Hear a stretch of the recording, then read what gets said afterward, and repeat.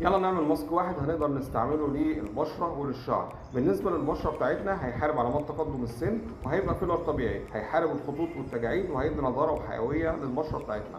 وبالنسبة للشعر هيغذي الشعرة بتاعتنا من الجذور لحد الأطراف وهيحارب التساقط والتقصف والهيشان. هنجيب كوباية من بذور الكتان ونحط عليها كوباية كبيرة من الحليب ونحط عليها معلقة كبيرة من جل الصبار ونضربهم مع بعض في الخلاط، وبعد كده نضيف ليهم معلقة كبيرة من العسل ونحط عليهم من 5 ل 10 نقط من فيتامين اي.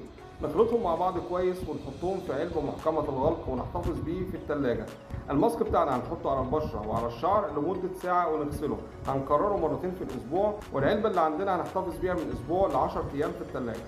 الماسك ده بيحارب علامات تقدم السن وبيعالج الخطوط والتجاعيد الموجودة في الوجه وبيدي نضارة للبشرة بتاعتنا، وكمان بيغذي الشعر من الجذور للأطراف وبيعمل إعادة إصلاح وبناء للشعر بتاعنا وبيعالج التساقط والتقصف والهيشان. دكتور عبد